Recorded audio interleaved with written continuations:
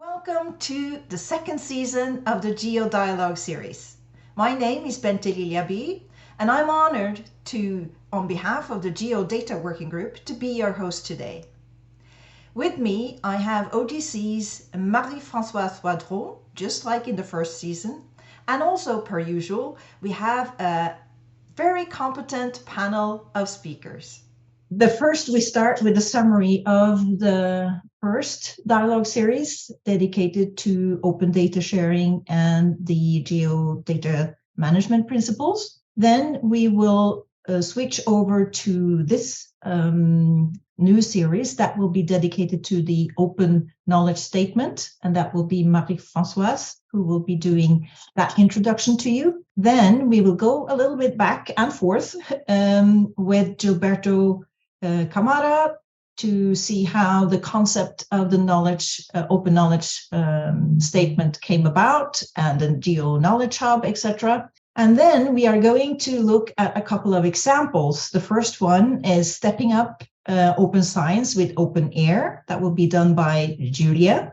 And then we are going to ease us a pathway to open innovation in Earth observation by Stefanie. And we have ample time for discussion. We want to engage with you. We want you to actually having a dialogue and create this community. So first, some house rules. When we are not speaking, please remember to mute your microphone. And when you want to speak, first of all, we encourage you to comment and ask questions in the chat. And we will also in the discussion, we ask you to raise your hand so that we can hear what you are giving you the floor and hear what you have to say. Other than that, sit back and enjoy the GEO Dialogue series.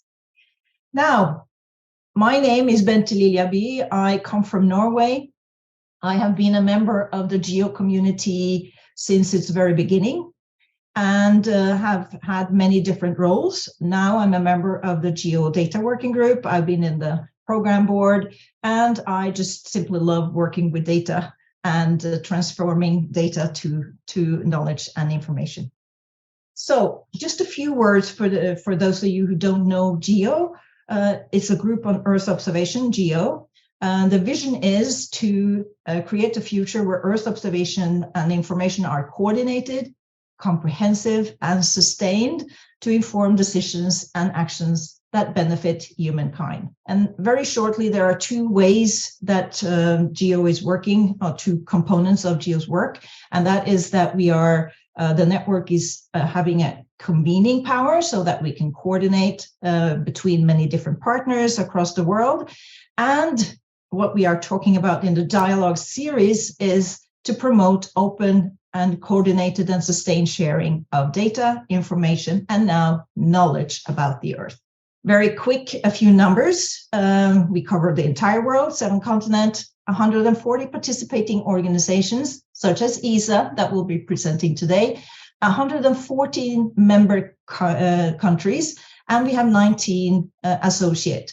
We are all addressing high global policies, such as the Sendai Framework, Paris Agreement, and the Sustainable Development Goals, and more.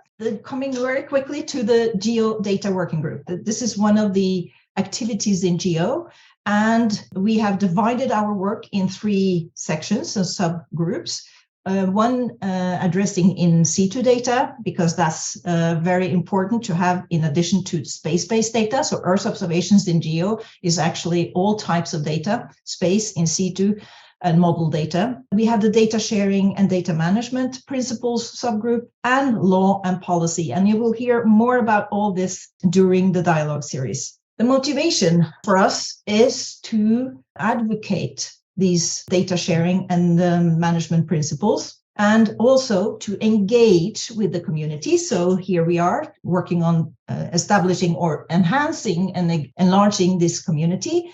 And we also want to deliver concrete results and make them available. These are the data sharing principles, which is the core cornerstone for building a success global Earth observation system of systems, GEOS. We want data to be open by default. We want it to be accessible without charge or restrictions. at least with minimum restrictions and to use, and also to as low cost as possible, and also with a minimum time delay. So very short, the geo data sharing principles. To help with that and data management in general, we also developed data management principles, and this was addressed in the 2022 dialogue series. And you see here the overview of these principles: discoverability, accessibility, usability with 4 sub-principles, preservation, and curation. So this is the entire data management principles, and those were revised in 2022, and that's one of the reasons we wanted to have this first dialogue series. The perspective and the structure of the dialogue series was to look at all of these principles and apply a perspective from in situ and from law and policy, such as licenses, and we will come back to that also in this year much more. And we also wanted to engage and use the GEO work program activities to illustrate good examples, success stories, and also challenges that needs to be overcome. So the structure overall was that we had a theory, so that was the principles, and we had examples, and we also compared our GEO principles with other principles such as fair, care, and trust. And we found that there are great complementarity, and altogether this will be helpful for us when we are transforming data and information to knowledge. So we had a dialogue roadmap. It was very intense. In 8 weeks, we had 8 dialogues, and it was dedicated to, well, first we started with the data life cycle, so that we created this common understanding of the life cycle of data. And then we started with the sharing principles before we went through each of the data management principles. Here you might recognize several people. We had a great resource for experts to use to highlight the different aspects of data sharing and data management. And in fact, we had 33 different speakers representing the 4 regions of GEO. And moreover, you see here the red the squares is indicating that we were covering most part of the GEO work program, so the activities that we are doing in GEO. And we had 13 member countries contributing, and also a number of participating organizations. So we try to engage as widely as possible. Now, the GEOS, the Global Earth Observation System of System, was complemented with the Geo Knowledge Hub, and it's a central-based digital library providing access to Earth observations, applications, information, the knowledge, and the best practices by the GEO work program activities. And it is now a major component of the GEO infrastructure, and we will learn much more about that also in the coming dialogues. So the overall outcomes was that we advocated a lot the data sharing and data management principles. We engaged with the community, and we expanded the GEO community. I mean, expanded it by inviting also people that were not so involved in GEO. And we recorded, so we delivered material. There's a lot of capacity development material that we have now made available through the Geo Knowledge Hub. And so everybody can find it there. We also actually got access to a data management principle self-assessment tool, so the community can follow up using these principles. Now, we are coming to this year and the second season of the dialogue series. And here is a very rough overview of the roadmap this year. We have the similar structure, dialogue, each dialogue have a theory and example component of it, but this will be covered much more in depth by Marie-Francoise, but make note when you get the slides of the data, of the dates, so that you can save it on your calendar. And if you have questions, please do contact us. We want to engage with you. We want to have a dialogue. We want to have examples, a suggestion, etc. So here are some coordinates for you. And now we are coming to the next speaker. and transferring over to this season's dialogue series dedicated to the Open Knowledge Statement. And Marie-Francoise Voidrot will do that for us. She is an innovation manager director in OGC. She has been involved in GEO for many years already and has a very long experience from operational services from the Météo France, 30 years. So Marie-Francoise, I think I give the floor to you now, and we are eager to hear about the Open Knowledge Statement. So Bente has presented the dialogue series we have done last year. And last year, the backbone was about the data sharing and management principles. And this year, we wanted to have such a strong backbone. And in fact, the GEO Data Working Group want to upscale. We were pushing and advocating these data management and data sharing principles. And now we want to upscale GEO to help implement the Open Knowledge Statement that was endorsed by GEO 2 years ago. In fact, in 2019, under the influence and vision of Gilberto Camara, the GEO Secretariat initiated a statement on open science as part of the strategy for a result-oriented GEOs and the Geo Knowledge Hub. And then they have developed with a drafting team that was led by Marcus Konkol from ITC Open Science Officer. And this team was involving people from the Capacity Development Working Group, but also other people in the GEO community. And this was due to the importance of open science to capacity building, because you will see that, of course, open science is very connected to capacity building, and this is also into the knowledge statement. And this is very important, particularly in developing countries, because GEO is global. After revisions and iterations, the statement was revised, including the title, and it became the GEO Open Knowledge Statement.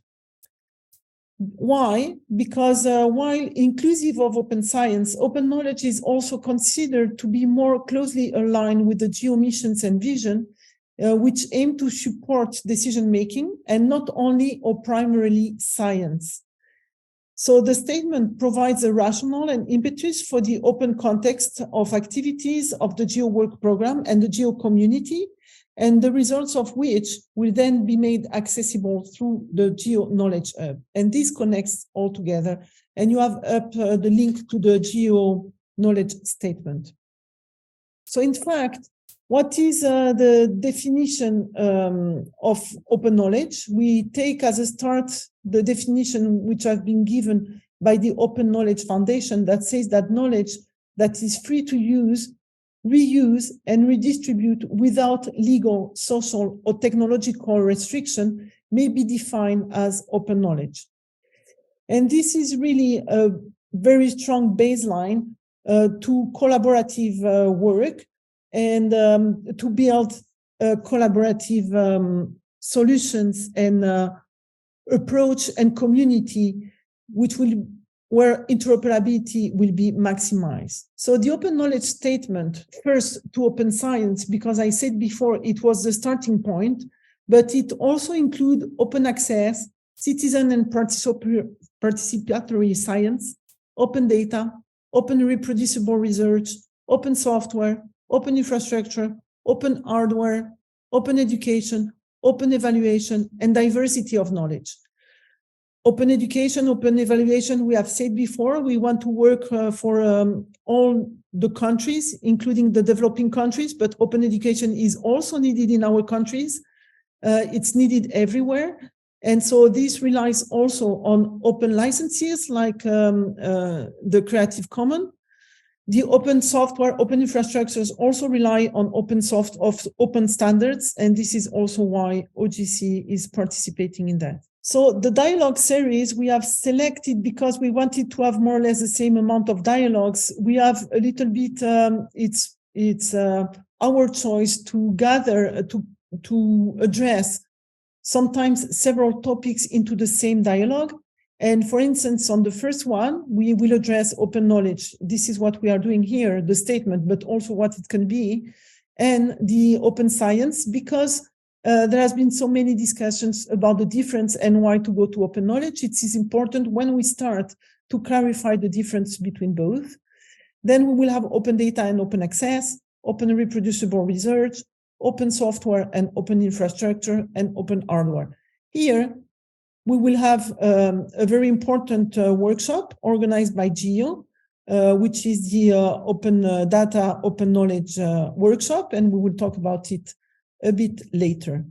Then, of course, open education. As we said, we want to be inclusive, we want to be accessible to all, we want to be fair to everyone from all the countries, diversity of knowledge, and overarching goal. And the goal here is really to be able to have a large community to think about what can be open knowledge in practice for GEO.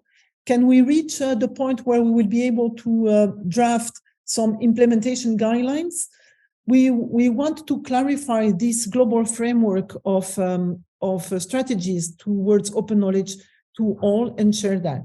This means that, again, each dialogue will try to include theory and examples. It might be more difficult maybe to have examples, but I don't think so, because all these different open something have been addressed somewhere. And so I'm quite confident that we will find some interesting and relevant examples there.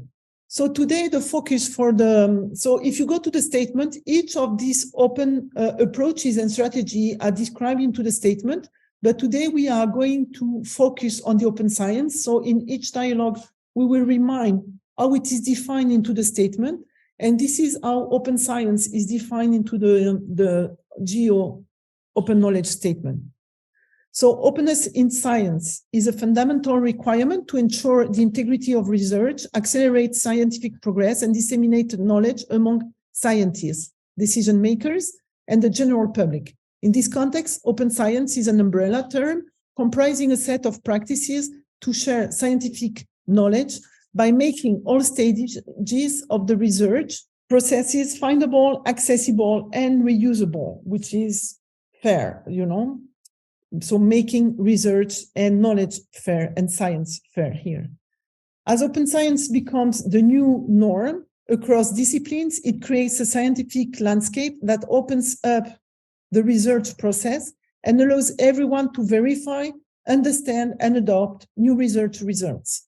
Furthermore, we endorse the San Francisco Declaration on Research Assessment to evaluate the scholars' scientific outputs and impacts. We are ready here to start this first dialogue. You know now what we want to achieve with the dialogues.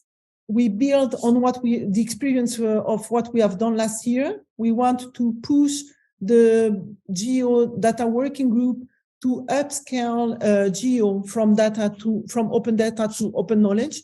And we are going to review all these different strategies to go towards open knowledge to see how this can be implemented in GEO. And I'm very happy to give the floor to Gilberto, because all this is the implementation of his vision that he brought to GEO. But you know, between a vision and a very strong idea and its implementation, you can need to have some delay, and growing the community is also what we want to do here. I'm not sure everybody knows about you. So Gilberto Camara, he is from Brazil, works at INPE. He is a researcher in geoinformatics and GIS science, spatial data science, and land use modeling. And I know, Gilberto, you were also deeply involved in deforestation earlier, at least, because you have the Brazilian Amazon rainforest. Gilberto is well known in the GEO community because he is our former director of the GEO Secretariat. And as Marie-Francoise was saying, he was voicing and introducing the development of the concept of the Geo Knowledge Hub, and in general interested in open science. Gilberto, we are looking forward to hear what you have to say about the story. of openness in GEO. So good day to everyone, and many thanks to Marie-Francoise, to Bente for hosting me, inviting me to this nice, and welcome to my other speakers. Thanks to Florian, and thanks to all in the Secretariat.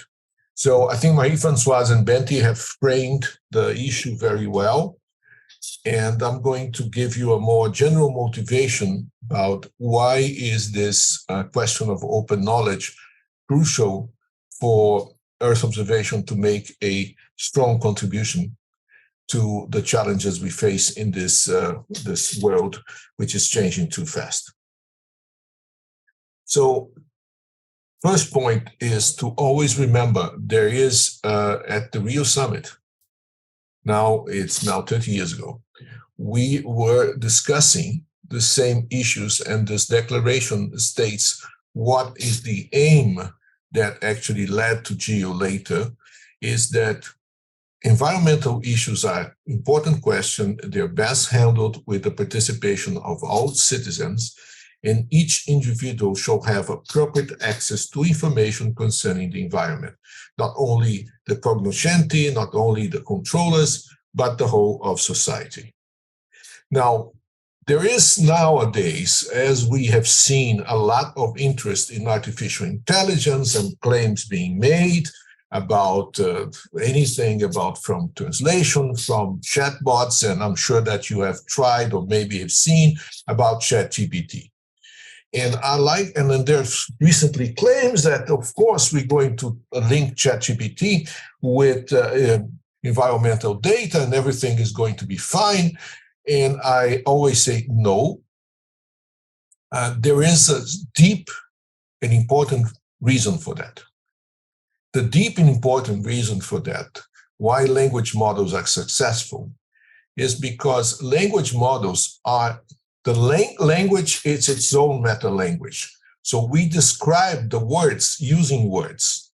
Now, GEO or Earth observation, the meta language of Earth observation, the actual data in numbers, and we give names to things in nature. And our cultures differ in the ways we assign and the applications we assign those names. So it's like the Tower of Babel. In fact, we have an insurmountable problem of Tower of Babel. Why is this? Because when we deal with Earth observation data, in the end, we give names to things. That's what we call wisdom. I mean, from data to knowledge means that in a certain point, we give a name to that phenomena where this is natural disaster, this is the savanna, this is a deforestation, this is agriculture, and so on. And what happens in the end is that degradation of properties in the world. Nature is complex. Nature is difficult to understand, and nature is more complex than the human mind can fathom. So what we do, we come with a small number of categories, and we say, okay, the world fits into my old forest, but there's lots of forests, and there's lots of types of things. So we will never map perfectly nature into our worlds of objects. So trying to fit everything, to cram everything into a small set of words and claim that these are universal will not work. And let me give you a clear example. Brazil has a huge area, and so Africa, seem very similar to the African savannas. Well, these are natural savannas, which are very important for the biodiversity, for the conservation of nature, and for controlling emissions. Now, in many areas of Brazil, not so in Africa, there has been an invasion of exogenous species which are used for pasture. And pasture is different from the natural vegetation. Pasture is actually exogenous. It reduces the biodiversity, and it shows the presence of humans which are destroying the biodiversity and using basically for cattle raising. Now, can we, from the point of view of decision-making. Do we need the distinction between pasture and savanna? Absolutely. If we don't have this distinction, we cannot understand how humans are destroying the biodiversity of the natural savannas. Now, we have efforts such as, very commendable efforts, such as the latest world cover 10-meter data. Now, the world cover 10-meter data attempts to solve the Tower of Babel by cramming the word in a set of classes. Does it solve the Tower of Babel? No, it doesn't. So you see two maps here of the same region, of the same data, 2020, 2020, one from ESA World Cover, the other one from our Brazilian, classification of the same savannas. And you see the yellow area is universally classified by the ESA World Cover as grasslands. In other words, the ESA World Cover map mixes natural savannas with pasture. And the bottom line is the one done by Brazil, where we distinguish between the sort of light yellow area, which are really pasture, where humans have destroyed the natural savannas, and the light blue, light green, which are the natural savannas. They look like pasture, but they're not pasture, and they're different, and it's fundamental to the understanding of biodiversity in Brazil that we distinguish these two pastures. So bottom line, it's up in the eyes of the beholder to solve the Tower of Babel problem. It's hard to solve the Tower of Babel problem by producing a single or global maps. So in a certain sense, we need to empower end users to use the full set of data that we have. So in that sense, local knowledge is essential to understand the ecosystems and to derive the actual information from the free data that is available.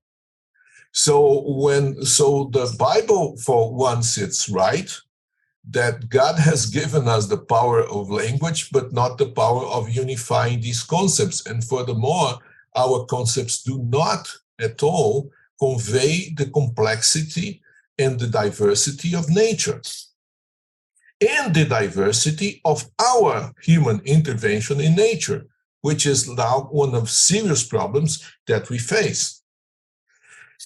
So why then this open knowledge? Why then this open science? Because we know that it's only by making available the full parts of an application that we are able to really make clear what the work is. And the idea of Knowledge Hub and the Open Knowledge Workshop was clearly that, say, without complete sharing of things, without being able to reproduce, replicate, and reuse, it's more, even in this case, it's more even reuse than replicate that is needed, we will not be able to capture the local knowledge in methods that have been proven successful elsewhere. Sometimes the algorithms are nice, but the data which feeds them is not. And therefore, the point of the whole effort of open knowledge and open science in GEO is that the data is free, or at least a lot of data is free. Many people make their algorithms available, but without linking them, and furthermore, without empowering local experts, the experts who understand the field, who have got their boots dirty, who have been bitten by mosquitoes, who have been, really survived snakes. These are the ones who will tell you what is the significance of the data for their work. And it's only this way that Earth observation data will be truly meaningful to the global population. And that's the whole basis for our quest for open knowledge in Earth observation data. Thank you. Thank you very much, Gilberto. That was a very enlightening and tangible way of explaining why open knowledge is actually necessary and not only open data, as when you look at it, is actually just numbers. So with that, Gilberto, we will definitely come back and discuss more these concepts after we have heard some examples from Giulia and Stefanie. Very nice to have you here, Giulia. You have been, or you are working currently on outreach and engagement for OpenAire, and we will learn much more about OpenAire shortly. But you have a very varied background, from including neuropharmacology and startup activities, etc. So we are excited to hear what open science is in the context of OpenAire and how this came about. So thank you, Giulia. I give you the floor. Thank you. Thanks for inviting me. It's a real pleasure to be with you today. Okay, so stepping up open science with OpenAire, I will give you a little short introduction on open science. So open science is a movement that is present from several years, but during the last 5 years, the UNESCO decided to make clear what open science is by producing the recommendation on open science. In the reality, open science encompasses different part of the research environment. So most of the people confused open science with open access to journals, but this is not just it. The open science encompasses also other kind of part of the research that are including the infrastructures, so anything that has to support the research activities, either digitally or physical infrastructure that can be universities, laboratories. In fact, we have also open labs that are part of the open science activities, and other kind of physical infrastructures that can be even sharing a microscope or some kind of instruments with everyone. Open science means also open the knowledge to others, which it can be partially translated as open the educational resources, but also open the notebook. So all the research project that is made in a digital way in order to increase the reputation of the scientific environment or the scientific projects. But also helping the citizen to understand what the researchers are doing, and the fact that the research shouldn't be closed in the lab or in the university, but should be on the benefits of the society to create an impact and to support, as it was said by Gilberto before, the all challenge that are also in the Sustainable Development Goals activities or whatever is in support of the policy.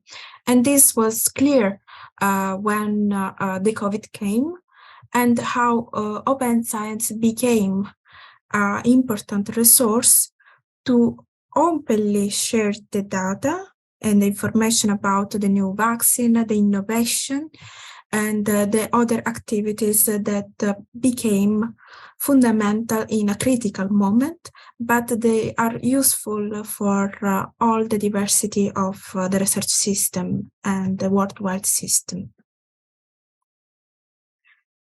How open science in Europe became such important, and where OpenAire, so my organization, is in this context based and interacting.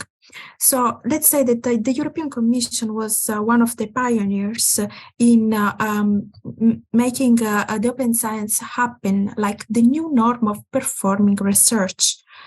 And then it was already global, but it was not like a driving mission.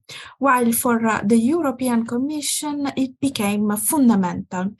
And it starts slowly with the framework program that were the main funding system for the European Commission to fund research in Europe. So it started in the FP7, so the Framework Program 7, as piloting open access publication. So by also supporting institutional repositories and preprint to be built and established in Europe. Then during the Horizon 2020, which was the following framework program, the open access publication became kept as important, but also we had the first concept of sharing the data as a pilot. So the institutional repository that at the beginning were depositing just publication became also depository for data sources. That could be data sets, but also other type of data. In the Horizon 2020, the open access was the request for all the research data with thematic preprint, open access journals, national data repository. And then what happened? That the European Commission found out that, of course, to make open science practical for all the researchers, we need some kind of infrastructures that are either infrastructure for publishing platform like the OpenAire Research Europe, which is now 3 years old, and EOSC, which started in 2018.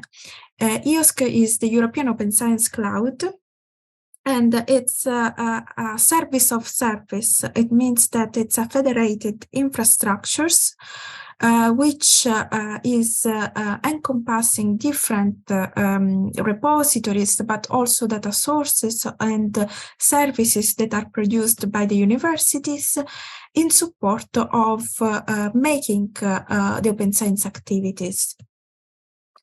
So now we are in the last framework program, which is Horizon Europe, in which the open science is the modus operandi.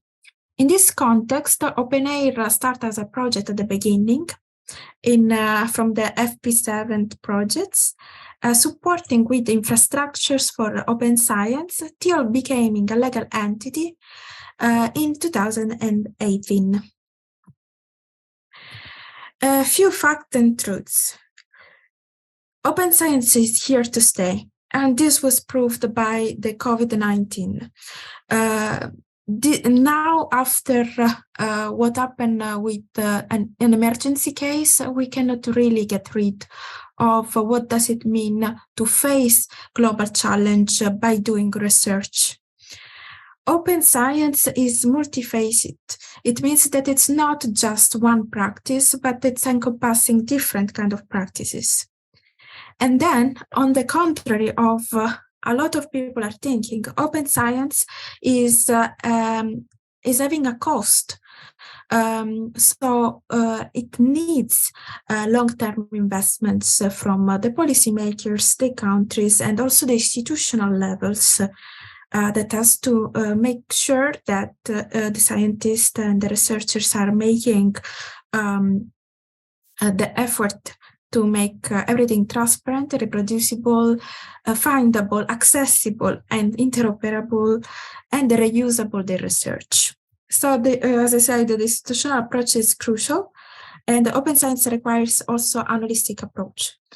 Tools, incentives, assessment to become a win-win practice. We want to put researchers in the middle of this holy grail, but we need, of course, to target all the different actors that are part of the research ecosystem. There are new ways of performing science through open science. Everything is digital, it's big, and it's connected. So these figures is showing you the research life cycle. The research life cycle, if you think about it, it's the planning of the research. It's discovering and collect to make an assessment of the data sources and what is already been done. The process is meaning how to make the data available to everyone in order to protect and be compliant with the legal constraints that have, of course, to be balanced. Publishing the research is important, how to make it in a good way in open access, and how be compliant and be more accessible for the FAIR principle, so findable, accessible, interoperable, and reusable. And then we have the archiving. So even if you are publishing your articles, your manuscript, your data in closed platforms like publishing venues, you can still archiving and make it open if you retain your intellectual property with the journal. And then assessment. The assessment is really crucial, and this is something that was mentioned before by Gilberto. What OpenAire does is that we have services and tools to support you in all these research life cycle activities. So if you're interested to make it practical, let me know, and in the future we will work together and understand your needs and find the right possibilities for you to work and make sure that your institution, your policy are aligned with the service and how we can make it easy for the research community of GEO.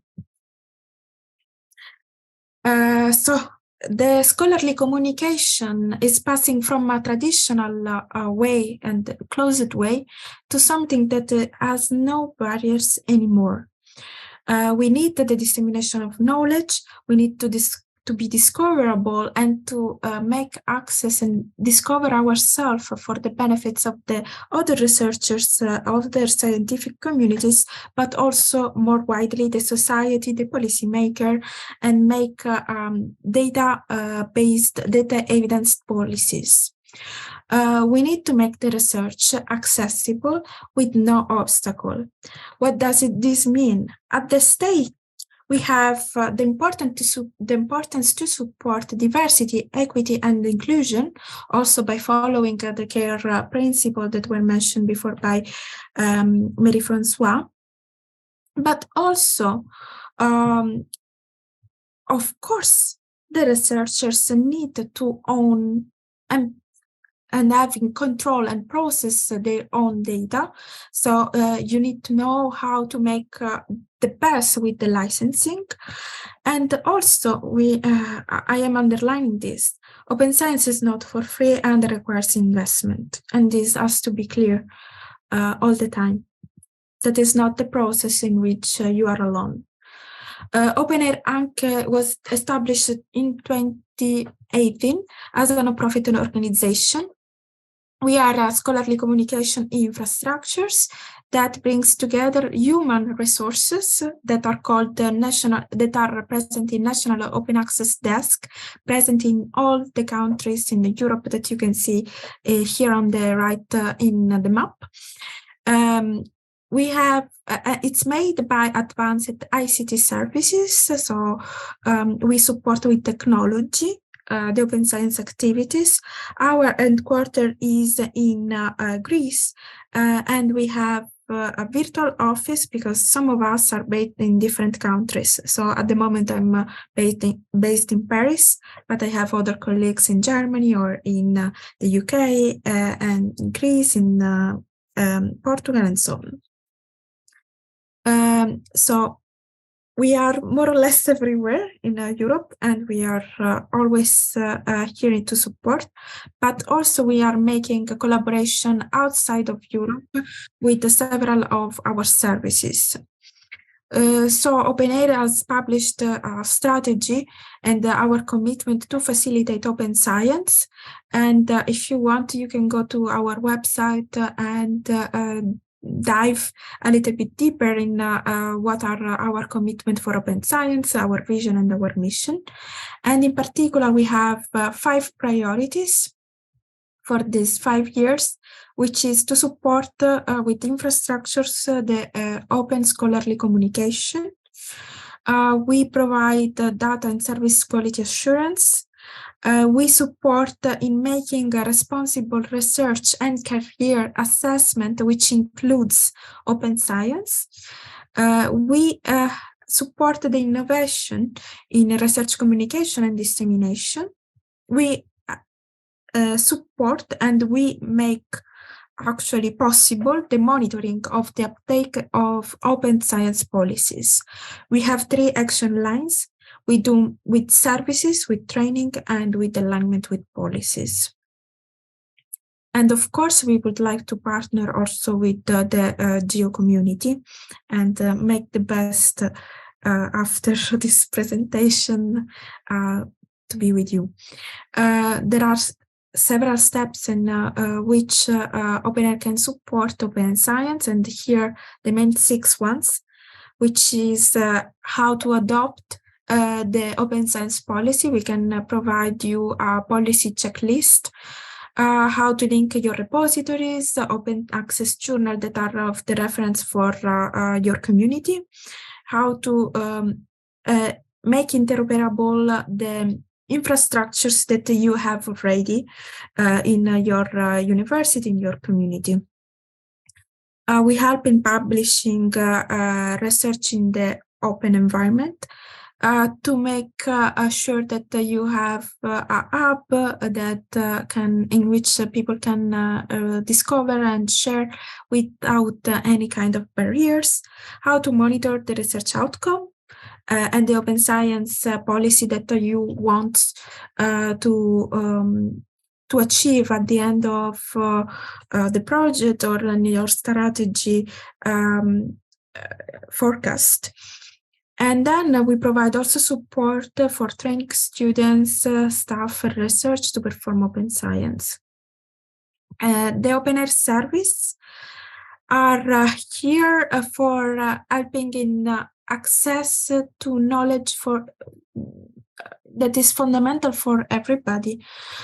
So how we drive the change and we create the opportunities, it's thanks to open science. What we do is designing, building, and customize with you several services. We are service providers, but all the services are owned by some universities, and they are interoperable, and we make them interoperable for all the communities. The main backbone service of OpenAire is called OpenAire Graph. What we do is a collection of different entities. So with the persistent identifiers, probably most of you as researchers are much more familiar with the ORCID and with the DOI. What we do is collecting several kinds of information, like that are coming from funded projects, like acronyms. We do text data mining to put everything together. Make a metadata description, which is the description of the data sets or the data, the publication, the software that you would like to share, and make the relationship within all of them. We do the deduplication, the enrichment, the cleaning of this metadata, and then we show in search portal, like let's say instead of having a Google Scholar, you may have a specific GEO community search portal, and we do this with Connect. And then you can monitor what are the open science activities in your community thanks to the monitor services.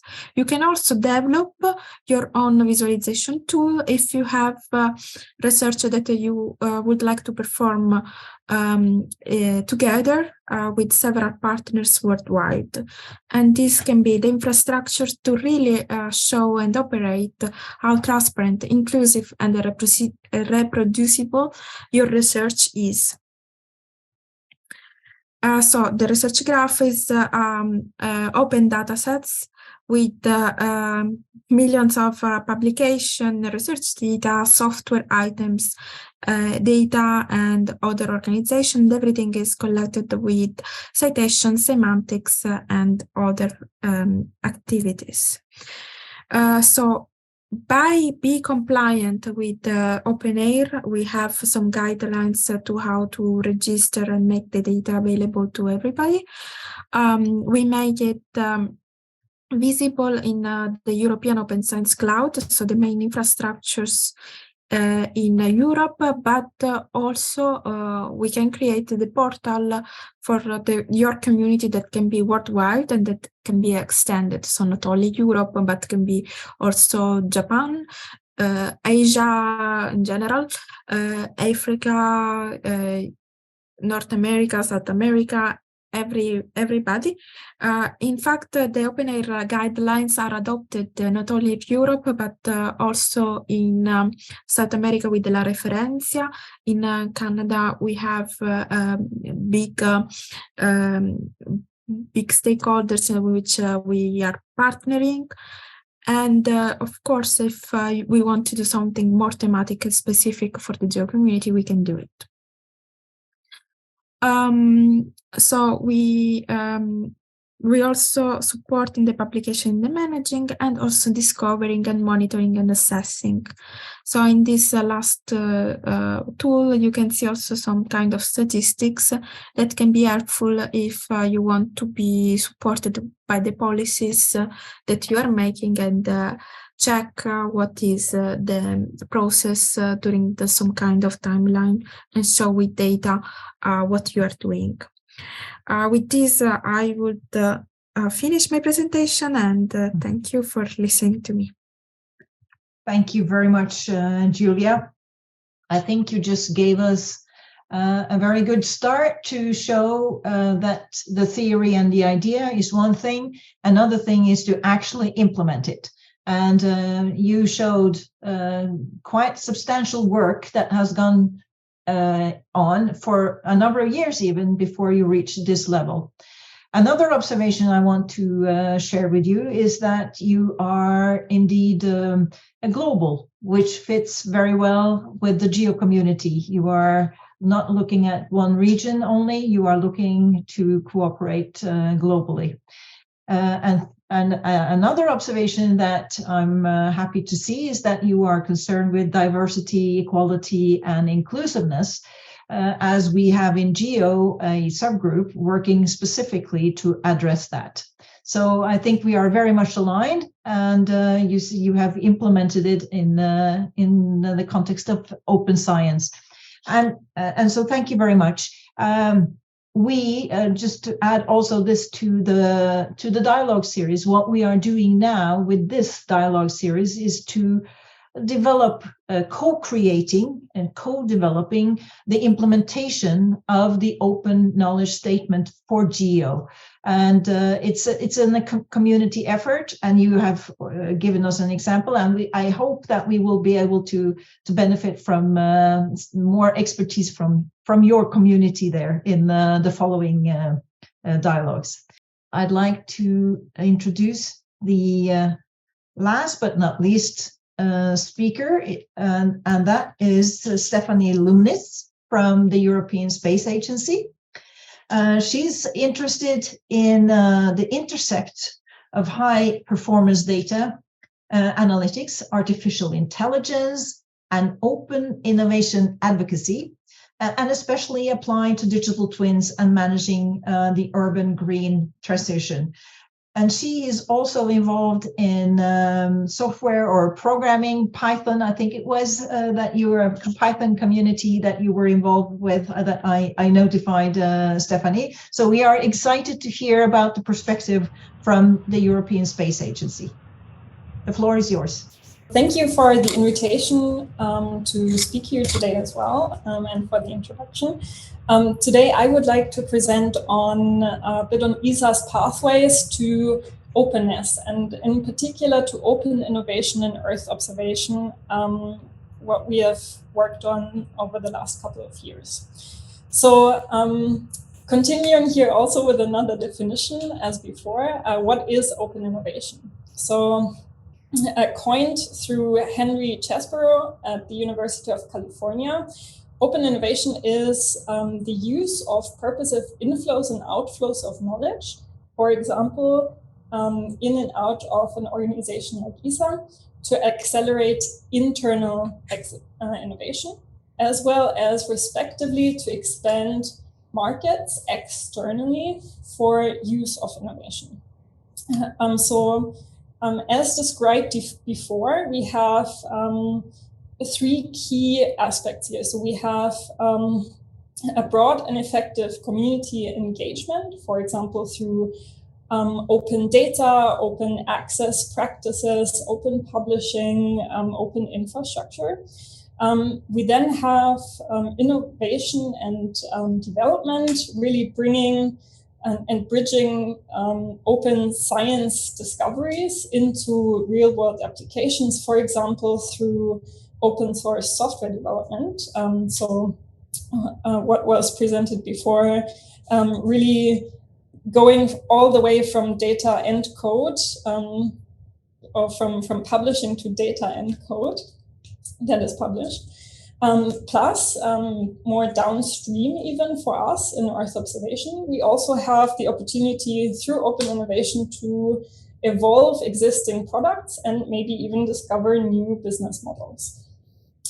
So following up with a bit more theory here, open innovation as a perspective, at ESA, we believe that facilitating advanced research and services in Earth observation and beyond can be done through enabling open digital ecosystems based on these principles of openness, inclusiveness, as discussed before, and innovation. So we have two aspects. We have the innovation process and we have the enabling technologies. As an example, I give you the Biomass 7th Earth Explorer mission. So at ESA, in production, we have, for example, a team of collaborators internally and externally that are defining our level 2 biomass processing algorithms. So in particular for the level 2 product of above ground forest biomass. We then have, again, a process for validation of these algorithms. So this can be done in the open, it can be done in the closed, but there is this community validation aspect so far. And last but not least, having basically validated these data products, we then have the option of using these data products in society, in policy, and so on and so forth. So this is the general innovation process.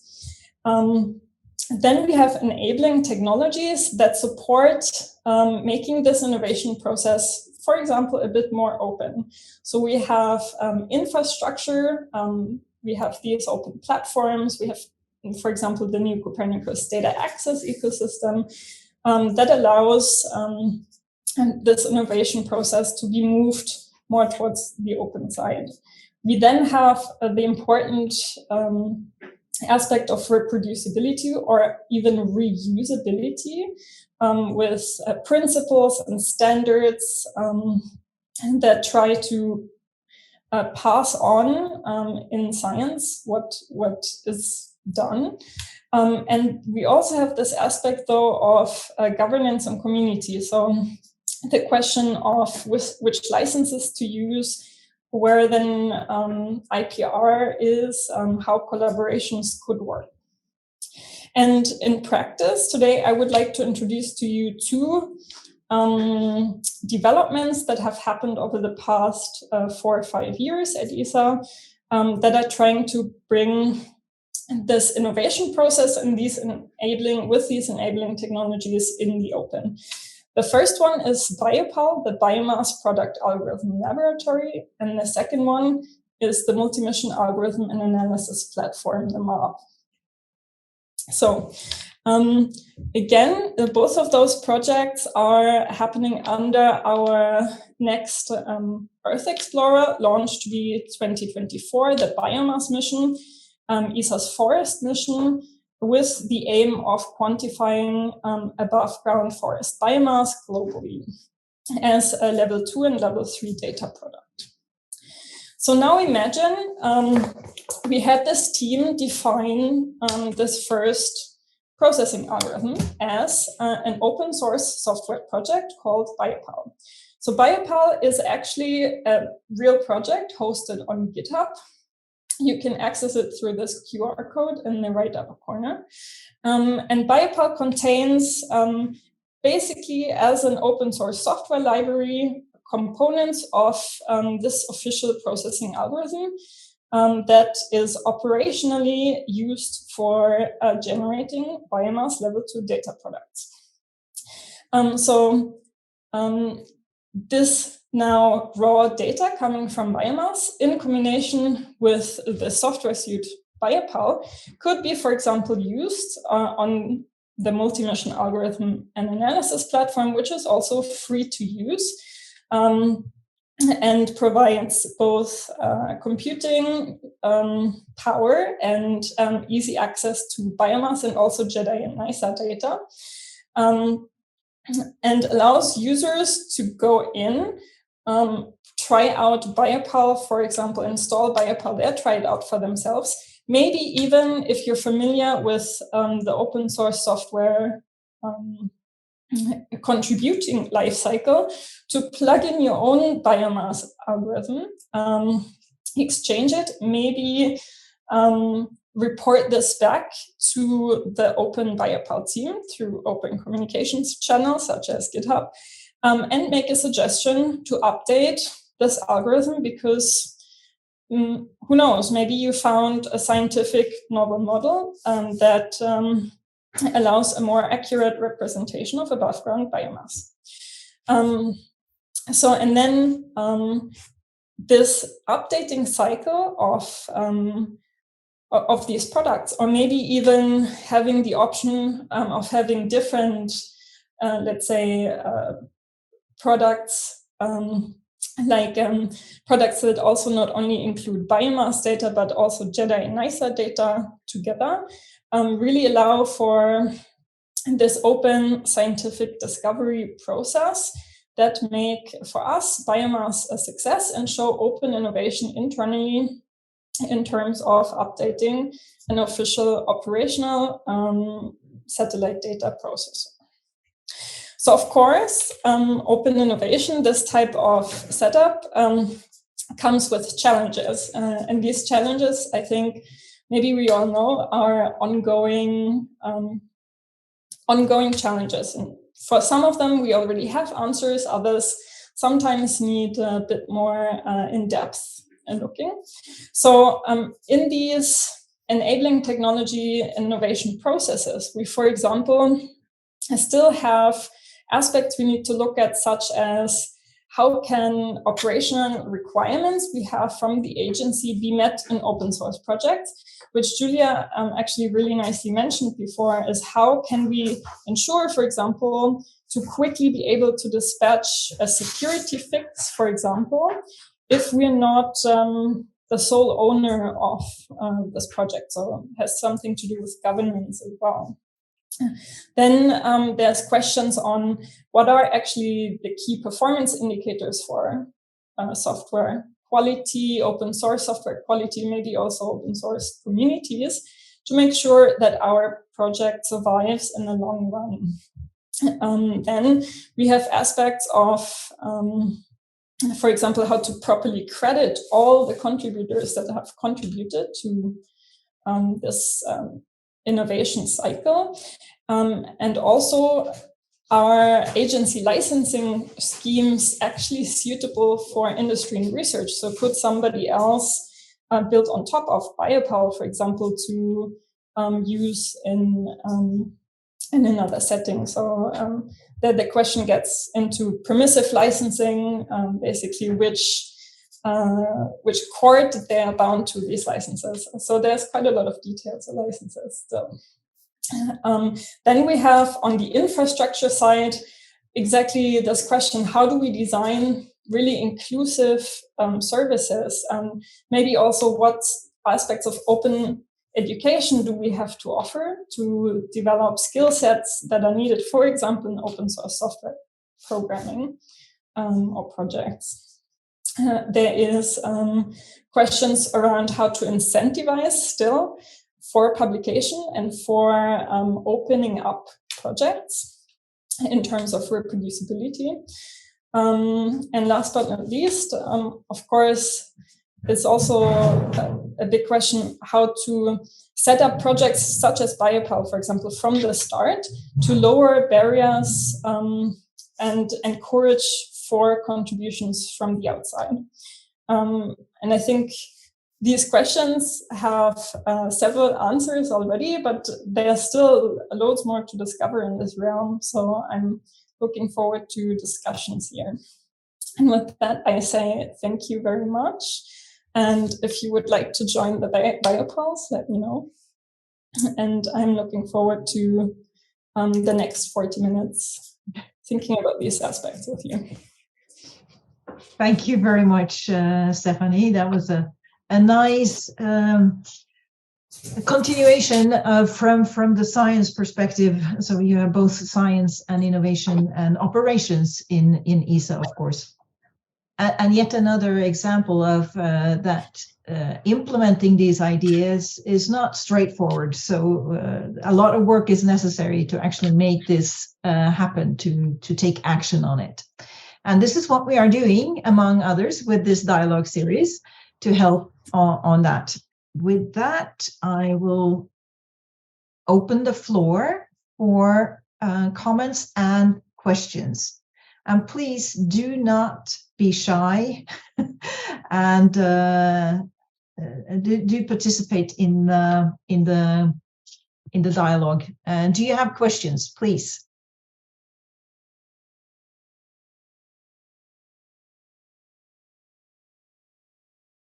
In general, there is two main flavors of open source license. One is called permissive, and the other one is called copyleft. So permissive licenses, such as MIT, ESD licenses, they allow you also as a business to, for example, use software published under this license in a closed non-open source software stack. Whereas copyleft licenses are very aggressive. Copyleft licenses require you to open every development that happens on top of this of originally licensed copyleft code to also publish your code under copyleft. So publish in the open, which of course, sometimes if you want to build a business model on top, this is not the most ideal license to choose. Sometimes maybe if you want everything to be completely in the open, maybe this is the right license to choose. Open science is a mindset. Also, because in the way that I see it, it's first of all, you have to embrace the vision and understand and make it as your own mission to make it. I know that now the policymakers are making it mandatory because they said if we are investing in research and in science, we want that this science is on the benefits of the research community, but not only, also for making policy, also for overcoming different kind of challenge. Now, what we know is the research has many points of precarity. And sometimes to have a final publication that is perfect, that is how we like, that makes sense, that have an impact for the journal, because this is the way we are assessed at the moment. It may require much more time. So what we need to do is when we are publishing the research, to make it already available. And the process is in various parts of the research. So as I showed in my presentation, there are different parts of the research life cycle. So of course, if I'm not making available at least the metadata are the description of what I'm doing. Because maybe I have some licensing that are restricted for some part of my science, of my research, which is okay, maybe because we are producing something that requires a patent or that requires other things. But at least I can say I'm working in this field and I'm working on this project. This project has this aim.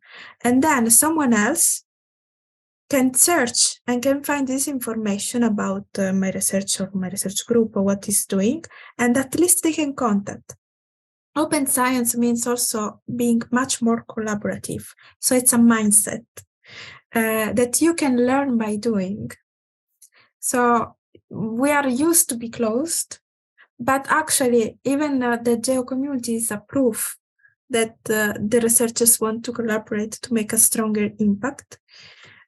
So how we do it is, of course, following what you feel to do and what you don't feel, but also learning how to make the process by making sure that everything is findable, making sure that people can access, making sure that I can reuse this data, or I can interoperate with different systems, for instance, a visualization tool.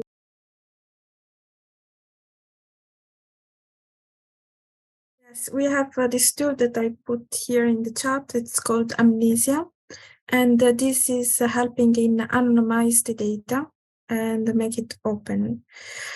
So this is one of the tools that at least for the anonymization issue, so to extract just the data without recognizing or going back to the person who has shared the data, it's possible to do. Of course, it requires much more processing if we have qualitative data, and this requires more time. But there are also some kind of research that we know that you shouldn't share, like for instance, military data, or it depends of the constraints that you have. But how to overcome this kind of issue? First, using a tool for anonymize and still make the best of the data that you have. Second possibility is make open just the metadata, so the description of what you are doing by registering a study and just describe what you have done and protected the data sets. And this is something that we can also help with also one-to-one meeting, speaking with other experts and trying to find solutions that are tailor-made for your specific research. Thank you, Giulia. Gilberto. Apologies. First, good to see you, Bob. Long time no see. So I think there are two issues here, Bob. The first one is, what is the actual percentage of what we're talking about in Earth observation that would fall upon such kinds of things that need anonymizing? And my argument, by looking at very actively at the ability of people to share, is very little. Currently, what is happening is that we want two examples. IGARS 2019, I was a keynote speaker, and I took the trouble of looking at the 1,300 papers that were published one by one, and to find out how many of these papers actually shared partially or totally their method and the data. And the great number is 31. So I'm sure that the 1,000, whatever, 200 and something, had most 95% of those had nothing to do with anonymity, but with practice of non-sharing. And I'm a careful looker at the literature in the area, and I can find very little people who actually share what they do.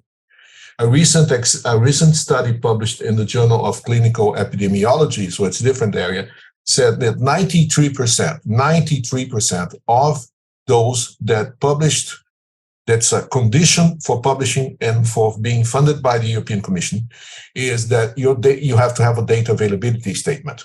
93% of those in their data availability statement say data is available on request, did not respond or responded negatively to requests for the data. So I think we are in a stage where you can issue a data availability statement, say, by reasons of confidentiality, so and so and so, the data is available in certain conditions. That's fine, but that is 2% to 3% of what we do with Earth observation data. The rest, 95%, is basically not sharing the data because they're trying and they're getting away with it. And because the Commission is not following them, because the funders are not following them, because the editors are not getting to them. And this is really what's happening. And this mindset, until the funders get back to the guys and say, oh, you're not getting the next round of funding, these people will continue in their predatory practices. Interesting, because I think for as long as I can remember, that the scientific community in itself is all about sharing the results. So you have a discourse, scientific discussion. You publish, I publish, and that's open. So I thought that this was like old news. This concept of sharing scientific results, and what you are saying, Gilberto, is that in fact this is not happening, which is strange. And then it's a fact. You did the test. And another thing on data sharing. The research councils of the funders, they are actually, as you said, they are asking, that's a condition, that they should share also the data. And all the members and participating organizations of GEO, by the way, have agreed that they should be sharing. So I think the conclusion is that to highlight these issues, as we do here in the dialogue series, is highly relevant still. I mean, it's necessary to do it still. Yes. So it's a sad and a good story here, I guess. So we just have to continue to work on it. Yes, Bob, you. Yeah, well, this is good, Gilberto. Yeah. We're having a real dialogue because, I don't disagree. You can probably find data where science broadly, 90% doesn't get to the edges. But, to me, the interesting areas are, for example, we've been working with the air quality group, where the whole point to be helpful in applications is you need to understand the public health impact of poor air quality, which means working with epidemiologists and others who work with individual data. So in that subset, you can't make the individual data fully open, but you have to abide by the public health science community's rules and ways of approaching it, and add, the additional issue of things like high resolution remote sensing. So, I don't dispute that there's still a lot to do with the core arena of getting data more open and people following through. But I do think that at the kind of interdisciplinary areas that GEO works in, we have to be conscious of these, different approaches in science, let alone applications, having to be merged in a way that everybody's comfortable with. and do the best to make things as open as possible. So, I don't think we exactly disagree, but it depends on what area you're working in, I think. Yeah, there are different stories to be told. I think it's not like one unified view here.